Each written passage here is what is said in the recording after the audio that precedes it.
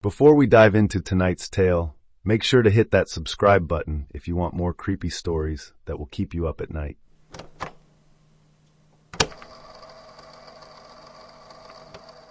I never wanted to work at the Walmart in this town. I wasn't one of those people who dreamed of an easy night shift, strolling through empty aisles and stocking shelves in peace. If anything, I avoided places like this. The fluorescent lights, the stale air, the way the store never really felt empty, even when it was. But I was desperate. My car had broken down for the third time in a month. My bank account was circling the drain, and my landlord had made it painfully clear that if I didn't come up with rent soon, I'd be out on the street. So when I saw the now hiring night shift sign taped to the glass doors, I walked inside without thinking. There was no interview, no paperwork. The manager, a guy with hollow eyes and a name tag that just said manager, barely looked at me before sliding a contract across the desk. "Sign here. You start tonight." I hesitated. "Don't you need, my ID? Or a background check?" He didn't answer. Just tapped the contract with one finger. A normal person would have walked out. Asked questions. I picked up the pen. The employee locker room smelled like cheap cleaning supplies and old sweat. A couple of guys in blue vests sat on a bench near the vending machines, staring at their phones. Neither of them looked up when I walked in. I found an empty locker near the back. The door creaked when I pulled it open, the metal warped with age. Inside, a folded-up vest and a name tag sat on the top shelf. My name was already printed on it. I frowned. That's weird. I had just signed the contract an hour ago. How did they print a name tag that fast? Then I saw the note. It was crumpled in the corner, written in frantic, uneven handwriting. "Do not break the rules. They won't fire you. They'll erase you." A chill ran down my spine. I turned the note over, half expecting some kind of prank, but there was nothing else written on it. No signature, no explanation, just those words. I almost laughed it off until I noticed the scratches. Deep, jagged claw marks were carved into the inside of the locker door, like someone had been trapped inside. Like they had tried to claw their way out. I swallowed hard and shut the locker. I didn't know what I had just signed up for, but I was about to find out. I found the rule sheet taped to the inside of the break room door. It wasn't a standard employee manual. The paper was old, yellowed at the edges, like it had been copied and recopied 100 times. The rules were printed in bold, capital letters. I read them twice, then a third time, my pulse picking up with each line. Rule 1. There are only 12 aisles in this store. If you see aisle 13, do not enter it. It was not built for you. Rule 2. If a mannequin moves, look away immediately. If it is closer when you look back, run. Rule 3. Customers should not be here after 2 a.m. If you see one, do not speak to them. Rule 4. If a spill appears, do not clean it. It will not be just a spill. Rule 5. At 4:44 a.m., you will hear yourself breathing behind you. Do not turn around. Rule 6. If you hear a second set of footsteps in the break room, pretend you don't notice. I stared at the list for a long time. Then I read it again. It had to be a joke. Some weird hazing ritual for the new guy. Right? A voice interrupted my thoughts. "You reading the rules?" I turned. One of the other employees, a guy in his late 30s with tired eyes, was watching me from the doorway. His name tag said Marcus. I forced a laugh. "Yeah, is this a joke?" Marcus didn't laugh. He didn't even smile. "No," he said, "it's not." Something about the way he said it, flat, serious, like he was telling me not to touch a hot stove, made my stomach knot up. I swallowed. "Has anyone ever broken a rule?" Marcus exhaled through his nose, rubbing the back of his neck. "Yeah," he said, "once." I waited for him to say more. He didn't. Instead, he clapped a hand on my shoulder, his grip tight. "Just follow the rules, man." Then he walked out, leaving me alone with the list. I had no idea how bad things were going to get, but by the end of the night, I would. The night shift was dragging. Time moved differently under these fluorescent lights, sluggish, stretched too thin. Every time I checked the clock, I swore only a minute had passed. The hum of the overhead lights buzzed in my ears like gnats. The air smelled stale, like old cardboard and freezer coolant. I was halfway through my restocking routine when it happened. 1:58 a.m. I pushed my empty cart toward the back of the store, toward the last aisle. Except, there was more than there should be. I stopped walking. Aisle 12 had always been the last one, right? I remembered that from orientation. I had walked past it at least a dozen times already tonight, but now there was an aisle 13. It stretched further than the others, deeper into the dim overhead lights. The shelves weren't stocked with normal Walmart inventory. No cereal boxes, no canned goods, no household items. The shelves were lined with things that shouldn't be there. I took a slow step closer. Packages of raw meat. No price stickers, no labels, except for a single name printed in block letters on each plastic-wrapped tray. My name. A chill slithered down my spine. I reached out hesitantly and turned one of the trays to get a better look. The meat inside wasn't the usual red. It was dark, almost black, glistening under the sickly white light. I stepped back, my stomach twisting. On the next shelf, I saw VHS tapes stacked neatly in rows. Each one was labeled in the same blocky handwriting, "Do not watch." I picked one up. It was heavy, solid in my palm. The plastic casing was scratched like it had been handled a lot, rewound, replayed. I turned it over, no marking, no date. I set it down carefully. That's when I noticed the photographs. A whole section of them, spread out on the shelves like someone had been sorting through them. Dozens of glossy prints, some black and white, some in color. All of them were of me. I swallowed hard, picking one up. It was me standing in my car's side view mirror, my face partially turned away. But I didn't remember this photo being taken. Another one showed me inside my apartment, standing at my kitchen sink. My blood turned to ice. Someone had taken these from angles I never would have seen myself from. Someone had been watching me. My hands were shaking. I dropped the photo back onto the shelf and took a slow step back, my breath coming too fast. My heart pounded in my ears. That's when I saw her. She was standing halfway down the aisle. A woman. Dressed in a simple gray dress that looked stiff like it had been starched too many times. Her hair was long and dark, hanging limp over her shoulders. Her hands were thin, fingers too long, but it was her face that made my stomach drop. Her mouth. It was stitched shut, thick, black threading crossed over her lips, pulling them into a tight, closed seam. She stared at me. Then slowly, she lifted one hand and pointed directly at me. My entire body went rigid. The lights flickered. I bolted. My shoes slammed against the linoleum as I ran, nearly slipping as I rounded the end cap and sprinted into the main aisle. My breath came in harsh, uneven gasps, my vision tunneling in pure, animal panic. I didn't stop running until I reached the break room. I slammed the door shut behind me, pressing my back against it, my chest heaving. My hands trembled as I reached for my phone. 1:59 a.m. I had been in aisle 13 for less than a minute, but it had felt so much longer. The store was silent again, like nothing had happened. I forced myself to take slow, deep breaths, steadying my hands. Then, hesitantly, I cracked the door open just a sliver. The aisle stretched ahead, dim and quiet, rows of shelves bathed in sterile light. Aisle 12 was there, but aisle 13, gone, just like it had never been there in the first place. I squeezed my eyes shut, my mind spinning. I had followed Rule 1. I hadn't entered aisle 13.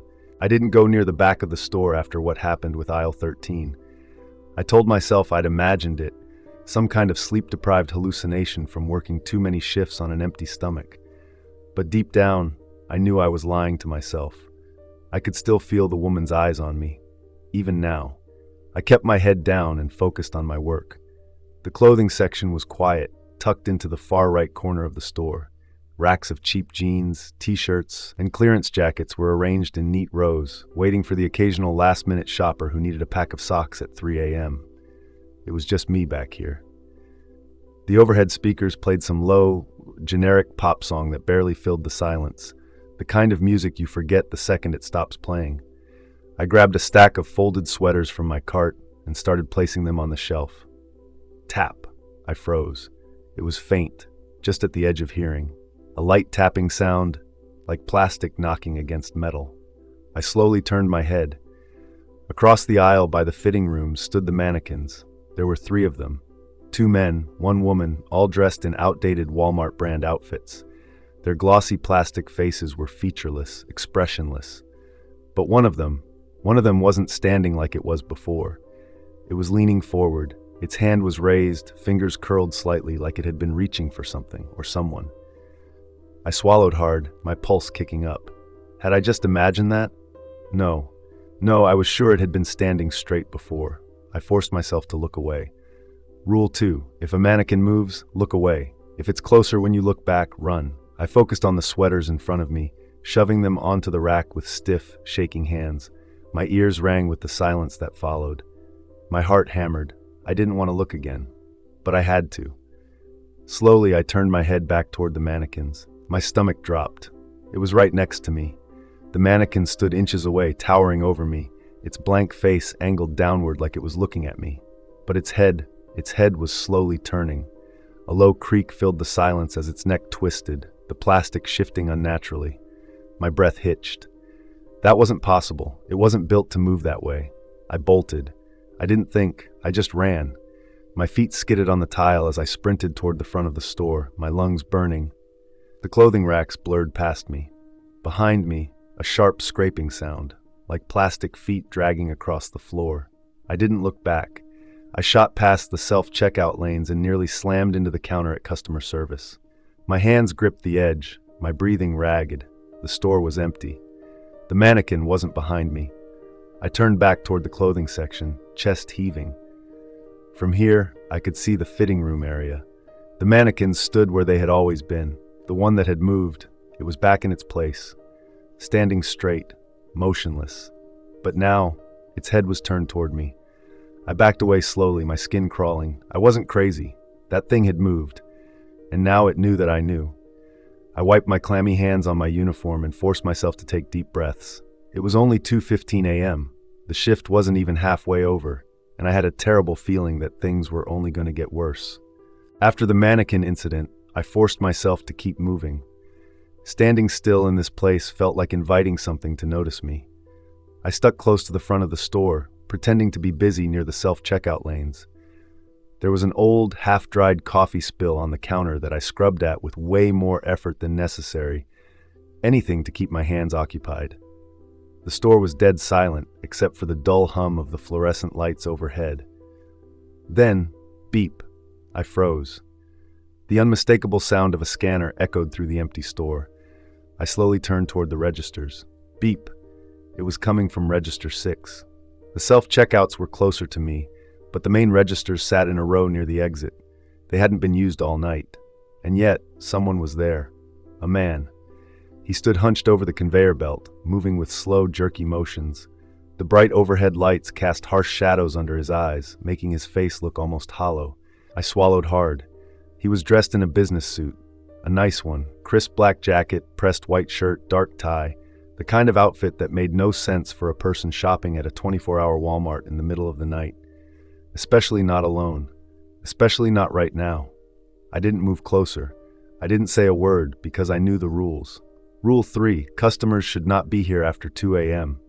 If you see one, do not speak to them. My hands clenched into fists at my sides. Beep, the man slid another item across the scanner. I couldn't see his face fully, just the sharp lines of his jaw, the unnatural stillness of his posture. But his hands shook violently as he placed the items onto the conveyor belt. Raw meat, slimy pink-red packages of raw, dripping meat. He kept scanning more, one after another. Beep, beep, beep. My stomach twisted. The belt wasn't moving. The register wasn't even logged in. But he kept scanning, and then slowly, he stopped. The man tilted his head, like he was listening to something only he could hear. Then he turned toward me, a slow, deliberate movement, like his neck wasn't made to bend that way. His lips stretched into a grin, too wide, far too wide for a human mouth. The skin around his cheeks cracked, splitting like overripe fruit. And then he whispered, his voice wet and wrong, "You should talk to me." The lights flickered. A loud buzz filled the air, drowning out my own panicked breathing. I squeezed my eyes shut. I did not speak, I did not move, I did not react. The buzzing grew louder, warping into something high-pitched, almost electronic. The air hummed, thick with static. And then, silence. I opened my eyes. The register was empty. The man was gone. The only sign he had ever been there, the conveyor belt. It was still covered in raw meat, except now the plastic was torn open, and the meat inside, crawling with maggots. I stumbled backward, slapping a hand over my mouth as the rancid stench hit me. My stomach churned. The lights flickered back to normal. The buzzing was gone, but I couldn't unsee it. The meat sat in piles of squirming, writhing insects. The register's screen blinked, showing the last scanned item. Thank you for shopping. I turned and walked away. I didn't clean it up. I wasn't stupid. The rules were there for a reason, and I wasn't about to break them. I've never paid much attention to time before working here, but now I dread 4:44 a.m. The store is different in those minutes before dawn. The air feels wrong, too thick, too still, like the building is holding its breath, like it's waiting. I pretend not to notice. I keep my head down and focus on anything else. Right now, that means the freezer section. I stack frozen dinners onto the shelves, my fingers numb from the cold. The soft hum of the coolers is the only sound in the empty aisle. And then I hear it. Breathing, right behind me, not distant, not somewhere else in the store, right at my back. Shallow, uneven. And it sounds exactly like me. My body locks up, my pulse pounds in my ears. I do not turn around. I know the rules. Rule 5, at 4:44 a.m. you will hear yourself breathing behind you. Do not turn around. The breathing grows louder, closer. My chest tightens, each breath coming shorter, faster. It knows I hear it. It knows I'm afraid. A whisper, so soft, so familiar, brushes against my ear. I see you. My knees nearly buckle. It's my voice, but not my voice. Something cold grabs my shirt. Fingers, ice-cold, bone-thin fingers pinching the fabric between them. I stare straight ahead. My reflection stares back at me in the freezer door. The glass is fogged up from the cold, but I see myself. Wide eyes, tense shoulders. The fingers crawl up my shoulder, slow, deliberate. The air turns thick, suffocating, and then a hot breath against my ear. But do you see me? My vision tunnels. My hands grip the freezer door handle so hard my knuckles go white. I don't move. I don't react.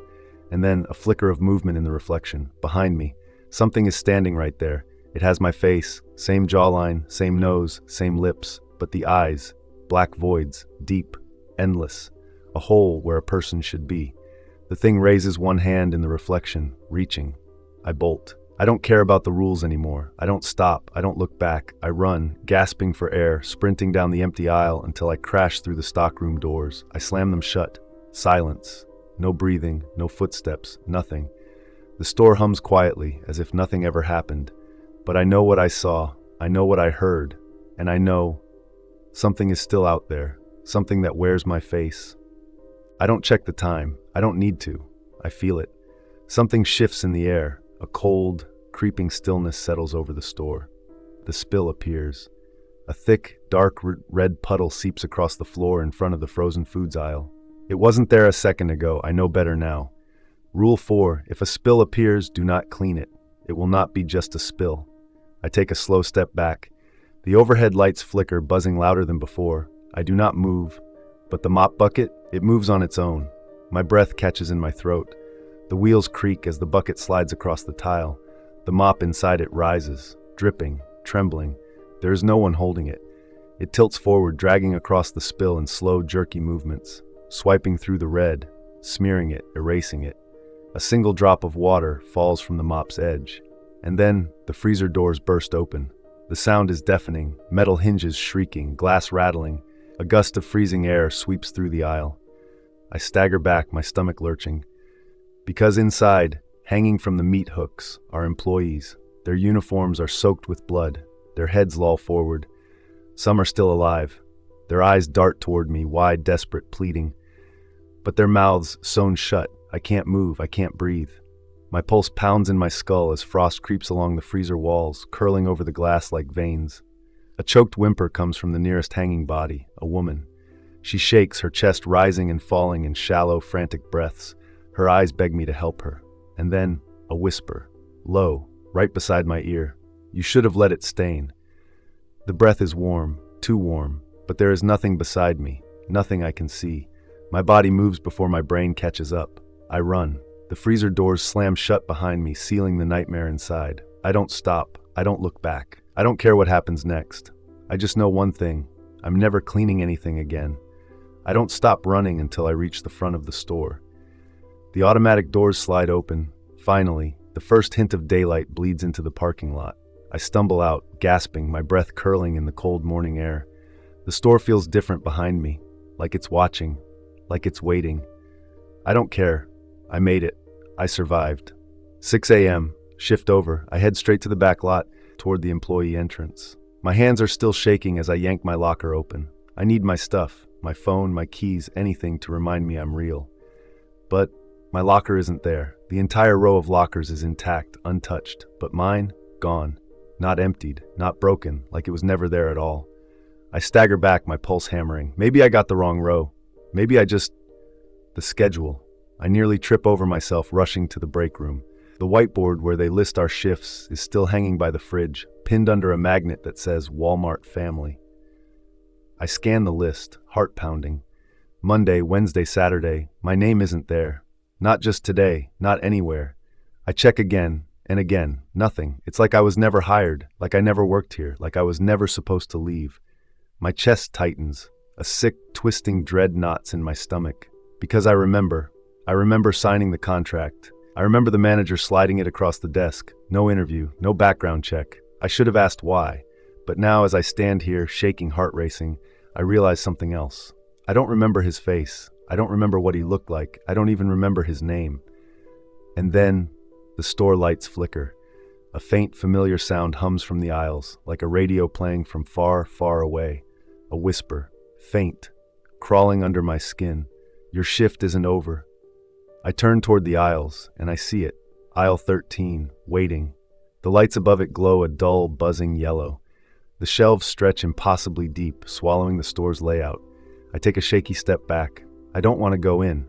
My hands are shaking as I lift my phone. I don't know why I do it. Maybe to prove to myself that it's real. Maybe to prove that I'm real. I take a photo of aisle 13. The moment I press the shutter, everything breaks. The overhead lights flicker violently, casting shadows that stretch too long across the linoleum. The aisles twist and groan, shelves bending like they're made of something alive. The ceiling stretches higher, higher, higher, until it isn't a ceiling anymore. It's just black, a void, swallowing the last remnants of normal. Then, a hand clamps around my wrist, cold. Wrong. I whip around. The stitched mouth woman, she's closer now, too close. Her hollow eyes bore into mine, and she shakes her head, slow, deliberate, as if to say, you shouldn't have done that. My breath catches. I yank my arm free and run, but there's nowhere to run. The store is shifting, the aisles bend and warp, crushing together, closing me in. The shelves stretch taller, stretching into the dark, and the floor tilts beneath me, trying to swallow me whole. I bolt toward the front, toward where the doors should be. But they're not there. The store is erasing itself. I can't breathe. My lungs seize as the air turns thick and wrong, pressing down like something unseen is trying to drag me under. Then everything snaps, like a rubber band pulled too tight, like reality giving up. I wake up in my car. I gasp, hands flying to my chest. I can breathe. The cold windshield is fogged from my own rapid breath. The parking lot is still, empty, the sky tinged with the first light of dawn. I'm outside. I escaped. I fumble for my phone, my hands still trembling. The picture. I took a photo. It has to be there. It is. Aisle 13. Captured. Frozen in my gallery like proof. But my stomach knots as I stare at the image. Because in the reflection of the aisle, something is standing behind me. Tall, hollow-eyed, watching. And then, my phone screen flickers. The image distorts, just for a second. And in that second, the figure in the reflection moves, it smiles, and my screen goes black. I don't sleep. I can't. The image on my phone, that thing behind me, it's burned into my brain. Every time I close my eyes, I see it lurking in the reflection, grinning like it knows something I don't. So when the sun rises, I do the only thing I can. I go back. The parking lot is the same. Quiet. Normal. The automatic doors slide open with a cheerful chime, as if nothing ever happened. As if last night was just some fever dream. But I know better. I step inside. My shoes squeak against the floor as I make my way past the registers, past the break room, straight to where aisle 13 should be. There are only 12 aisles, no gap, no sign of the impossible, endless row of shelves, nothing. I stand there, heart pounding. My mouth is dry. Aisle 13 was here. I know it was. I grab a nearby employee, one I recognize from the night shift. Hey, I say, keeping my voice steady. Weird question, but there was an extra aisle here last night. Aisle 13. Do you? His expression is blank. What? Aisle 13, I repeat. It was right here. He frowns like I'm speaking another language. Dude, we've only ever had 12 aisles. My stomach drops. I swallow hard, trying to ignore the icy weight settling in my chest. Maybe they don't remember. Maybe this place just resets. Maybe reality bends itself back into place, erasing everything that doesn't belong, including me. I force a smile, nodding like I believe him, and walk away. But my hands are already reaching for my phone. The photo. I need to see it again. I need to know I'm not crazy. I unlock my phone, and the picture of aisle 13 is gone. I freeze. I scroll, heart hammering, but it's just not there. Like it never existed, like it was erased. But there's something else. A new photo. My blood runs cold. It's me, standing inside the store, looking directly at the camera, and I am smiling. Thanks for watching. Don't forget to subscribe for more creepy stories. Stay safe, and see you in the next nightmare.